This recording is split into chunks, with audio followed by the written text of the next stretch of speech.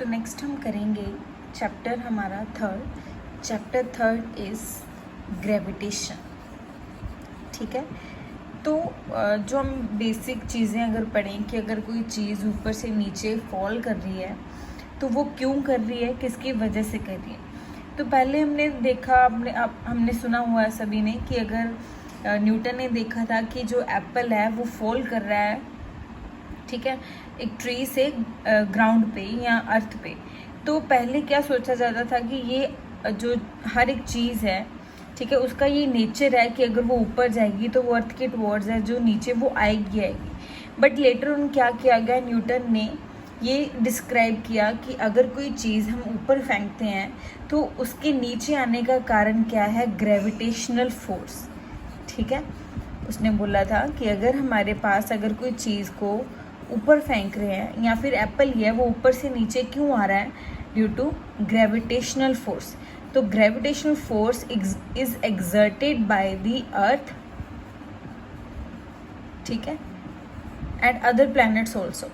तो अगर हम देखें कि जो सन है, ठीक है, सन के अराउंड जो प्लैनेट्स हैं वो रिवॉल्व करते हैं। तो वो क्यों रिवॉल्व करते हैं, due to gravitational force of sun.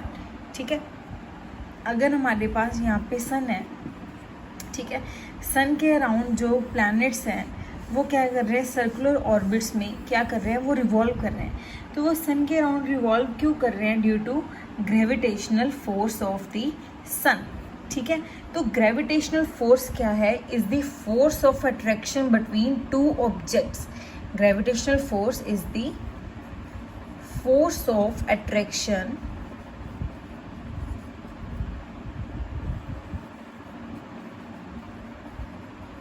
Between two objects. ठीक है, अगर हमारे पास दो ऑब्जेक्ट्स हैं तो उनमें क्या है, फोर्स ऑफ अट्रैक्शन है ग्रेविटेशनल फोर्स। अगर हम एप्पल की बात करें, ठीक है, एप्पल है वो अगर ट्री से फॉल कर रहा है तो एप्पल में और जो अर्थ में फोर्स है that is gravitational force, it is the force of attraction.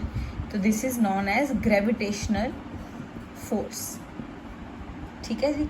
उसके बाद न्यूटन ने क्या किया, इन सारे लॉज को, ठीक है, न्यूटन ने एक्सप्लेन किया। तो फर्स्ट ऑफ ऑल उसने एक्सप्लेन किए थे Kepler's law of planetary motion.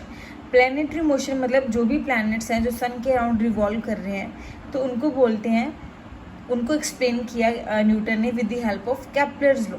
ठीक है, तो ये तो बेसिक सी डिस्कशन है। तो सबसे पहला जो लॉ है, केपलर के 3 लॉज हैं जो न्यूटन ने दिए। तो न्यूटन ने पहले जो Newton third law, first law, second law हमने पढ़ा था सेकेंड चैप्टर में। ठीक है, अब न्यूटन ने क्या किया, केपलर्स लॉ को भी एक्सप्लेन किया। तो केपलर के भी हमारे पास 3 लॉज हैं, first law, second law and third law. ठीक है, तो फर्स्ट लॉ है जो उसे बोलते हैं law of orbits. First law के, केपलर के फर्स्ट लॉ को बोला जाता है लॉ ऑफ ऑर्बिट्स। तो इसके अकॉर्डिंग क्या है, न्यूटन ने ये बताया था कि जो भी सन है, जो भी प्लैनेट्स हैं वो सन के अराउंड रिवॉल्व करते हैं in an elliptical orbit, in an elliptical orbit. तो एलिप्टिकल का मतलब क्या है, देखो बेटा, अगर ये होता है एलिप्स, आप मैथमेटिक्स में फर्दर बड़ी क्लासेस में पढ़ोगे तो ये एलिप्स की शेप है। ठीक है, तो जो केपलर का फर्स्ट लॉ था, केपलर्स फर्स्ट लॉ था ना, तो उसने क्या बोला था कि जो भी प्लैनेट्स हैं वो सन के अराउंड रिवॉल्व कर रहे हैं इन फॉर्म ऑफ या इन एलिप्टिकल ऑर्बिट्स, एलिप्स की शेप में, ना कि सर्कुलर। क्योंकि हम बोलते हैं ना कि सन के अराउंड जो प्लैनेट्स रिवॉल्व करते हैं वो सर्कुलर पाथ में रिवॉल्व करते हैं, बट वो एक्चुअली सर्कुलर पाथ में रिवॉल्व नहीं करते, वो एलिप्टिकल पाथ में रिवॉल्व करते हैं। तो ये फर्स्ट लॉ ने एक्सप्लेन किया था। तो जो केपलर सेकेंड लॉ था उसे बोलते हैं लॉ ऑफ एरियाज। क्या बोलते हैं, लॉ ऑफ एरिया। तो मान लो ये हमारे पास सन है, ठीक है, तो सन प्लैनेट में यहाँ एक प्लैनेट ऐसा है जिसने यहाँ से लेकर यहाँ तक का जो एरिया है वो कवर कर लिया। ठीक है, आफ्टर सम टाइम उसने यहाँ से लेकर यहाँ तक का जो एरिया है वो कवर कर लिया। तो सेकेंड लॉ के अकॉर्डिंग क्या है हमारे पास कि प्लैनेट्स हैं जो वो रिवॉल्व कर रहे हैं सन के अराउंड, ठीक है, वो क्या करेंगे, कवर करेंगे equal area in equal interval of time. अगर एक पर्टिकुलर टाइम में उस जो प्लैनेट है उसने इतना एरिया कवर किया, तो उसी टाइम के दौरान जो प्लैनेट है वो इतना ही एरिया कवर करेगा, इक्वल एरिया कवर करेगा in equal intervals of time. ठीक है, तो ये था केपलर सेकंड लॉ। उसके बाद है केपलर थर्ड लॉ। तो केपलर थर्ड लॉ के अकॉर्डिंग क्या है, ये हमारे पास एलिप्स है।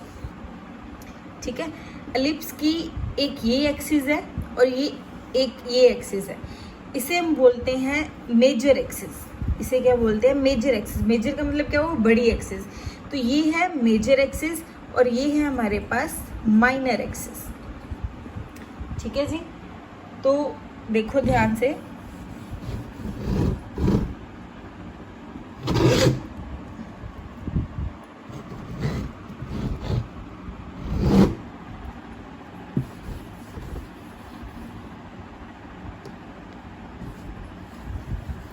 तो ये है हमारे पास एक एलिप्स। ठीक है, एलिप्स के अकॉर्डिंग ये उसकी एक एक्सिस है और एक ये एक्सिस है। इस एक्सिस को बोलते हैं मेजर एक्सिस। ठीक है, और इस वाली छोटी वाली लाइन को बोलते हैं माइनर एक्सिस।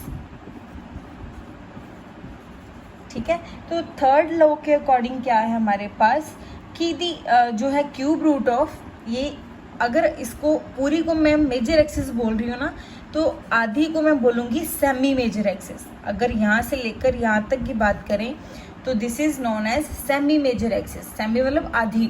ठीक है, और ये this is known as semi minor axis. उसके बाद इसमें क्या है, इसकी डेफिनेशन के according the cube of distance between the, मान लो यहाँ सन है और ये प्लैनेट है, तो क्या है, इनके बीच का डिस्टेंस है r।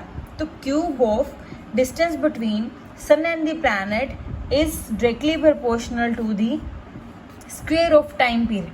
Square of time period, तो ये लॉ है, उसने एक्सप्लेन इसका आपको इसकी डेरिवेशन वगैरह आपके सिलेबस में नहीं है, तो ये सिर्फ आपके जनरल कंसेप्ट्स के लिए है। इसमें क्या है, उसने बोला है the cube of the distance between the sun and the planet is directly proportional to square of time period. ठीक है, तो उसके बाद हम करेंगे Newton's universal law of gravitation. ठीक है, न्यूटन का यूनिवर्सल ऑफ ग्रेविटेशन, उसको एक्सप्लेन करेंगे। तो इसके अकॉर्डिंग आपके पास क्या है, Newton's universal law of gravitation. Newton's law of gravitation भी बोल सकते हैं इसे, और इसे Newton law of universal of gravitation भी बोलते हैं। ठीक है, तो इसके अकॉर्डिंग क्या है कि न्यूटन ने बोला कि जो फोर्स है ना, force is directly proportional to product of masses. अगर हम बोल रहे हैं कि ग्रेविटेशनल फोर्स क्या है, मान लो एक ये मास है और एक ये मास है, ये मास m1 हमने मान लिया, ये मास m2 मान लिया। ठीक है, तो न्यूटन ने क्या बोला कि जो फोर्स है is directly proportional to product of masses. देखो जैसे जैसे मास बढ़ेगा फोर्स क्या करेगी, वैसे वैसे इंक्रीज करेगी। This is equation number 1। And उसी ने बोला कि and inversely proportional to square of distance between them. ये उसका सेंटर है, एक मास m2 का सेंटर है। इन मासेस के सेंटर को मैंने ज्वाइन करा तो ये बन गया आपके पास डिस्टेंस r। तो न्यूटन के अकॉर्डिंग क्या है, F is Newton of gravitation के अकॉर्डिंग क्या है, उसने बोला कि force is directly proportional to product of masses and inversely proportional to square of distance between them. तो ये होगी इक्वेशन नंबर 2।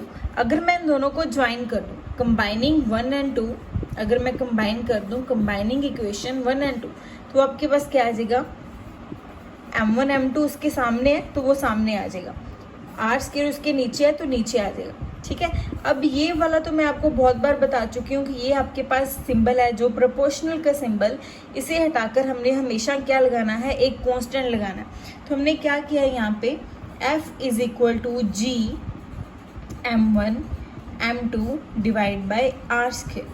तो जो ये g है यहाँ पे क्या है, कांस्टेंट है, g इज ग्रेविटेशनल कांस्टेंट। तो यहाँ पे जो g है वो आपके पास क्या है, constant. So g is known as gravitational constant.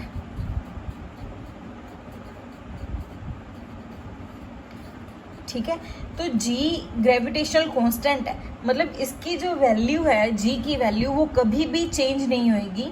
g की value is always same on the surface of earth, on the surface of moon and other planets. जहाँ पे भी जाएंगे जो कैपिटल जी है, एक छोटा जी भी फर्दर हम एक्सप्लेन करेंगे, वो ग्रेविटी होगा। ये है ग्रेविटेशनल कांस्टेंट, तो ये कांस्टेंट है, इसकी वैल्यू चेंज नहीं होगी।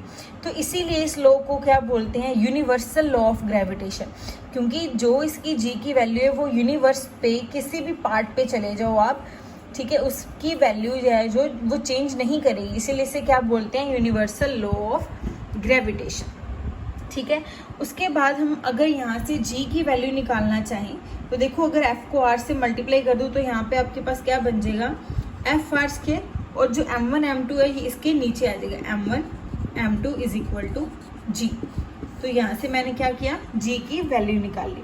ठीक है, तो g की वैल्यू निकालने के बाद हमने क्या किया, अगर मैं चाहूँ यहाँ पे r को 1 पुट कर देती हूँ। अगर मैंने g को डिफाइन करना है, अगर मैंने g को क्या करना है, डिफाइन करना है, तो हमने क्या किया, यहाँ पे r को 1 पुट किया, m1 को और m2 दोनों को 1 पुट कर दिया। तो अगर ये भी 1, ये भी 1, ये भी 1, तो f किसके इक्वल आ जाएगा, g के। तो आप क्या क्या डिफाइन करोगे यहाँ से, तो gravitational constant g is numerically equal to force of attraction between two masses having unit mass. Unit mass मतलब जिन दोनों का मास हमने क्या लिया, 1 kg and having distance between them is equal to 1 metre. तो देखो दोबारा से डिफाइन करते हैं। So g that means universal gravitational constant is numerically equal to force of attraction between two objects having masses m1 and m2 each equal to 1 kg and having distance between them is equal to 1 meter। ठीक है जी, तो ये आ गया आपके पास definition of जी। अगर हमने यहाँ से इसकी वो निकालनी हो, उसकी यूनिट्स निकालनी हो, तो आपके पास पता है जी की वैल्यू आपके पास आ गई F R square divide by m1 m2। तो फोर्स की यूनिट्स आपके पास है न्यूटन, ठीक है, आर है डिस्टेंस, तो इसके यूनिट्स है आपके पास मीटर स्क्वेयर, m1 m2 के हैं आपके पास kg। तो इसके जो यूनिट्स बन गए वो क्या बन गए, न्यूटन मीटर स्क्वेयर पर kg square. These are the units for gravitational constant g। ठीक है, उसके बाद इसकी प्रॉपर्टीज हैं। ठीक है, प्रॉपर्टीज में क्या है आपके पास कि जो ये एक तो इसकी फर्स्ट प्रॉपर्टी के ये क्या है, एक फोर्स ऑफ अट्रैक्शन है। ठीक है, ये क्या है, फोर्स ऑफ अट्रैक्शन है पहली प्रॉपर्टी इसकी। ठीक है, अट्रैक्टिव फोर्स है, मतलब ये आपको पता होना चाहिए, अट्रैक्टिव का मतलब है कि जो बी ए पे फोर्स लगाएगा वही है जो ए बी पे फोर्स लगाएगा, बट इन ऑपोजिट डायरेक्शन।